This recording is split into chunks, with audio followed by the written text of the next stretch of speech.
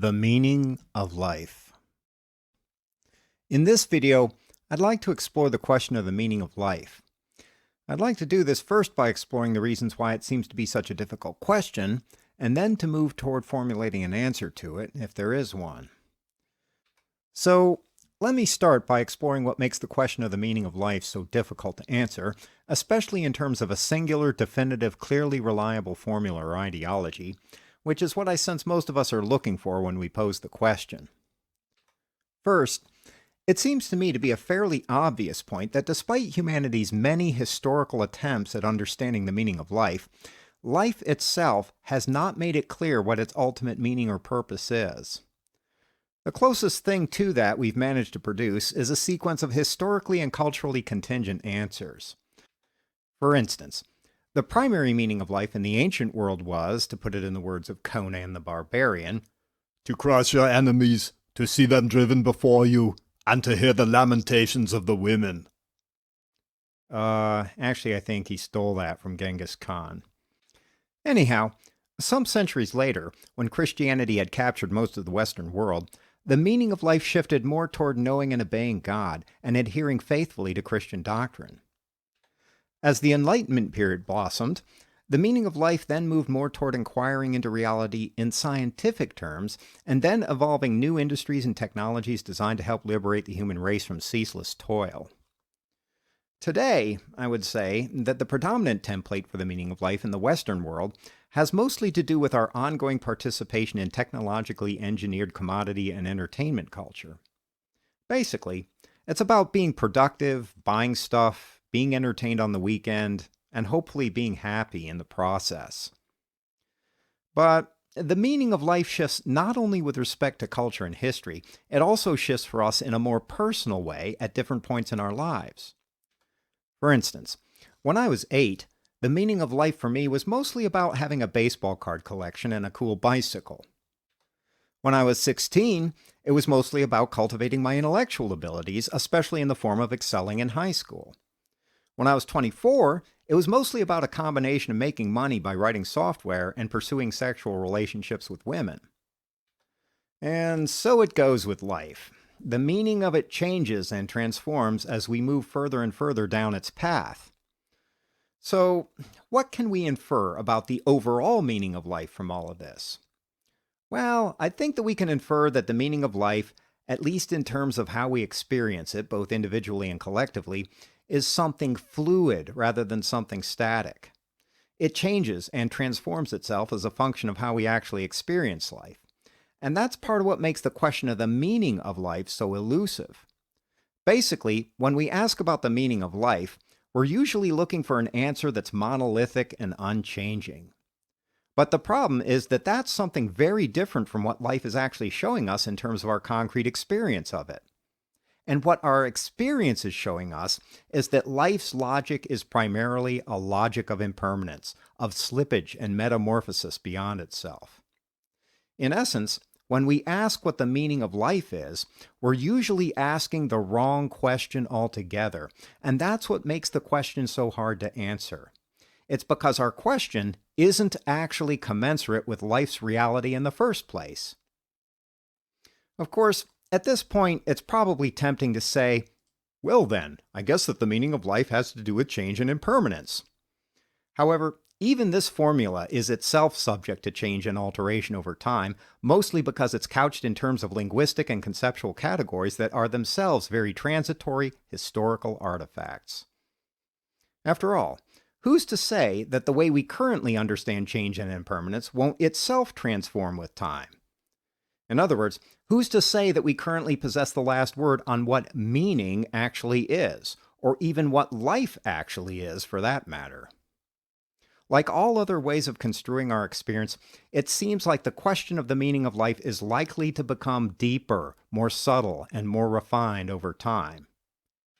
Sure, we like to suppose that our current way of asking about the meaning of life must necessarily be the only way, but isn't the larger reality that it's merely just another step in humanity's long journey along the road of history? And when you think about it, why should it be otherwise? Why should we be so quick to suppose that our current conception of what meaning and life are should somehow be adequate to the task of capturing all the depth and subtlety of our experience of this reality?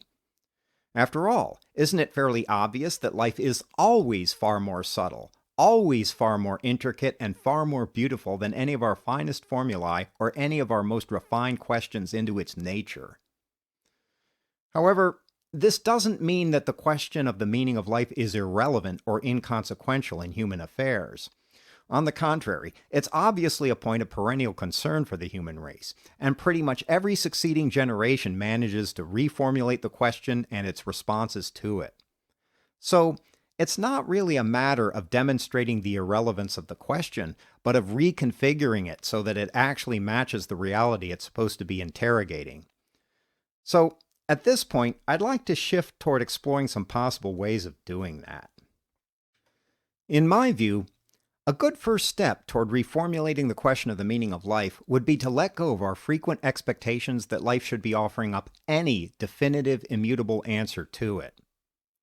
Instead, I feel that a preferable alternative would be to reformulate the question in terms of our actual experience of life's meaning, which of course would embrace all of the vagaries and imprecision that are inherent to our very human experience of life's reality. In other words, the question is not what is the meaning of life, but rather, how do we find life to be meaningful? A somewhat more technical way of making the same distinction would be to say that we need to let go of our, quote, natural attitude approach to the question of life's meaning, which yields mostly oceans of futility and frustration, and instead adopt a phenomenological attitude toward it. It's about recognizing that it's not actually life's responsibility to answer our questions about its meaning.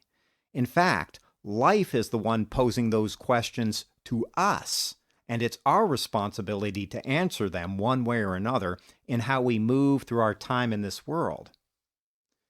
Consequently, it seems to me that any compelling answer to the question of life's meaning can't help but be irreducibly perspectival and personal.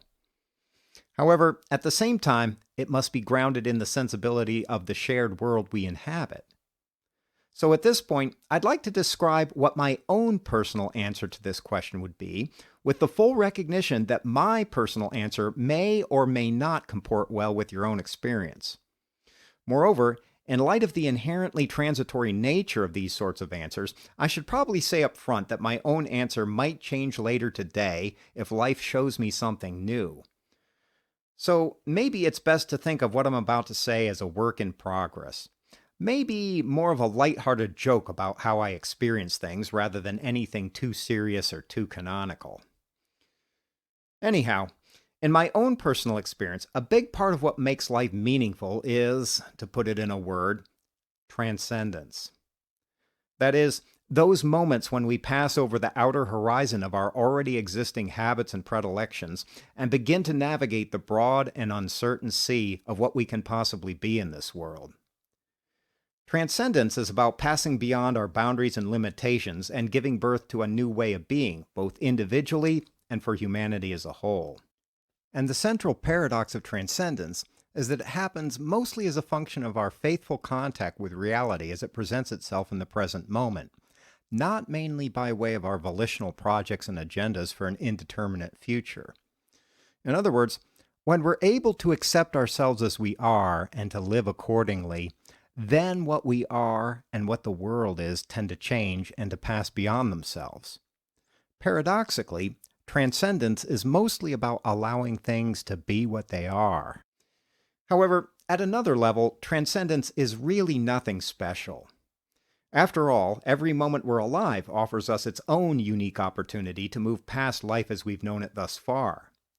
So the only real question in that regard has to do with how open we are to recognizing that ever-present opportunity, and then how much courage we have to dare to live accordingly. So, for me, openness, especially in relation to transcendence, is another important dimension of life's meaning. However, I find that openness in turn requires certain prerequisites. One of these is our ability to empty ourselves of our habitual attachments and distractions.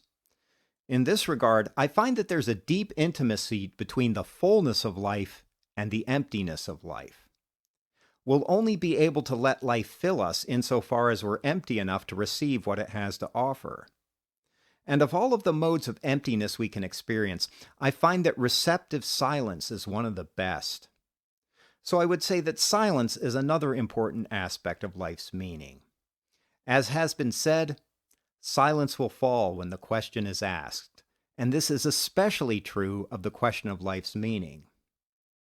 However, talking about transcendence and its relation to openness, emptiness, and silence would also be a way of talking about creativity and artistry, especially insofar as creativity involves transcending what's already present and giving birth to something new. In The Birth of Tragedy, Friedrich Nietzsche famously proposed that it is only as an aesthetic phenomenon that existence and the world are eternally justified. And over time, I found this aphorism to be increasingly meaningful in my own life. In other words, it's not so much about what we do or what we manage to accomplish or produce in our lives, neither for ourselves as individuals nor for humanity as a whole. It's more about the extent to which we're able to embody a kind of beauty, to inscribe a kind of poetry in the pages of the world, so to speak, as each moment of our lives gives way to the next, and then the next, and then the next.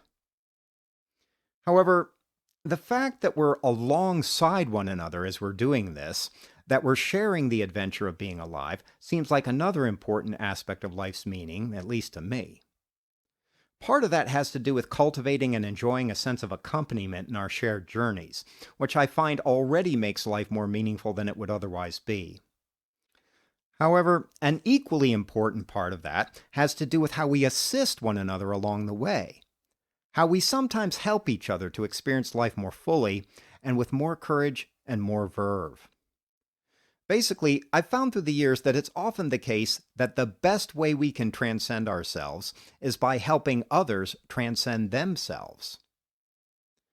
However, perhaps more than anything else, it seems to me that the poetic meaning of life inheres in the everydayness of things. Of course, it's a common thing for us to pine for an understanding of life's ultimate grand design, but the reality is that life in itself is already sufficient, self-explanatory, and complete, as Carlos Castaneda once said. Basically, I find that life needs no further elaboration or agenda to fill our hearts and our spirits. In reality, nothing special needs to happen. No great accomplishments, no great ideological projects, and no great victories over our supposed enemies. Simply being alive is already enough.